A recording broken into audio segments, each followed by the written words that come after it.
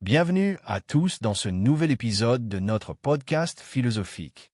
Aujourd'hui, on plonge dans les profondeurs de la pensée d'Arthur Schopenhauer, un philosophe souvent décrit comme pessimiste, mais dont l'œuvre est d'une richesse et d'une pertinence étonnantes. Exactement.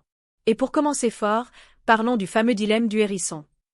C'est une métaphore qui résume assez bien la vision schopenhauerienne des relations humaines et plus largement, de l'existence. Absolument. Pour ceux qui ne connaissent pas, le dilemme du hérisson, c'est l'histoire de ces animaux qui, par une froide journée d'hiver, cherchent à se réchauffer en se rapprochant les uns des autres. Mais leur piquant les blesse, alors ils s'éloignent. Et ainsi de suite, dans un cycle de rapprochement et d'éloignement constant. C'est une image très forte, hein? Schopenhauer l'utilise pour illustrer la difficulté, voire l'impossibilité, d'établir des relations intimes et durables avec autrui. On cherche la chaleur humaine, le réconfort, mais on finit toujours par se blesser mutuellement.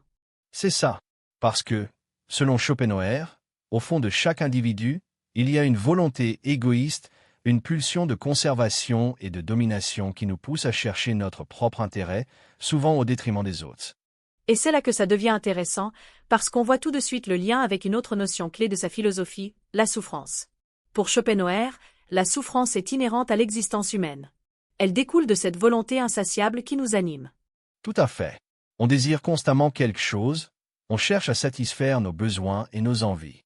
Mais une fois qu'on a obtenu ce qu'on voulait, on se retrouve souvent avec un sentiment de vide, de frustration. Et on recommence à désirer autre chose, dans une quête sans fin. C'est un peu comme une addiction, en fait. On a besoin de toujours plus pour ressentir un plaisir éphémère qui ne comble jamais vraiment notre insatisfaction profonde. Exactement.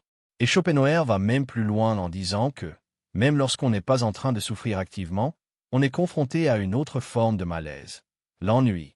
Ah, l'ennui. Cette sensation de vide, de stagnation, qui nous assaille quand on n'a plus de désir à satisfaire, quand la volonté se met en veilleuse. Oui, c'est le revers de la médaille. Soit on souffre parce qu'on désire quelque chose qu'on n'a pas, soit on s'ennuie parce qu'on a tout ce qu'on désire. Dans les deux cas, on est malheureux. C'est une vision assez sombre, il faut bien le reconnaître. Mais c'est aussi une vision lucide et réaliste de la condition humaine. Schopenhauer ne cherche pas à nous vendre du rêve, à nous promettre un bonheur illusoire. Il nous confronte à la dure réalité de notre existence. Et c'est peut-être pour ça qu'il est si intéressant, finalement. Parce qu'il nous invite à réfléchir sur le sens de la vie, sur nos motivations, sur nos relations avec les autres. Il nous pousse à nous remettre en question, à chercher des solutions pour atténuer notre souffrance et notre ennui. Tout à fait. Et quelles sont ces solutions, selon Schopenhauer? Comment peut-on échapper à ce cycle infernal de la souffrance et de l'ennui? Alors, il propose plusieurs pistes. La première, c'est la contemplation esthétique. L'art, la musique, la beauté de la nature peuvent nous offrir des moments de répit, de suspension de la volonté. On oublie nos désirs, nos soucis, on se laisse transporter par l'émotion esthétique. C'est un peu comme une forme de méditation, en quelque sorte. On se vide l'esprit, on se connecte à quelque chose de plus grand que nous. Oui, c'est ça. Une autre voie possible, c'est la compassion. En se souciant des autres, en essayant de soulager leur souffrance, on peut transcender notre propre égoïsme et trouver un sens à notre existence. Parce qu'on réalise que tous les êtres humains sont confrontés à la même réalité, à la même souffrance fondamentale. Exactement. Et enfin, la troisième voie, la plus radicale, c'est la renonciation à la volonté. C'est-à-dire, se détacher de tous les désirs, de toutes les passions, pour atteindre une forme de sérénité, de paix intérieure. C'est un peu l'idéal bouddhiste du nirvana, en quelque sorte. Oui, Schopenhauer a été très influencé par la philosophie orientale. Il considère que la suppression de la volonté est la seule voie véritable vers le bonheur, ou du moins vers la cessation de la souffrance.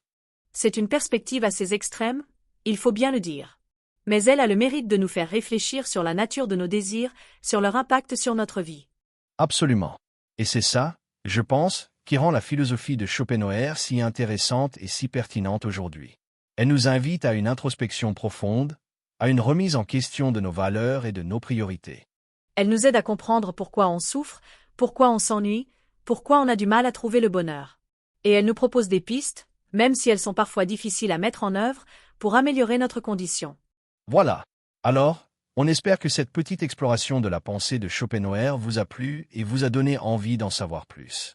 N'hésitez pas à nous faire part de vos commentaires et de vos questions. Et surtout, n'oubliez pas de vous abonner à notre podcast pour ne pas manquer nos prochains épisodes. À bientôt!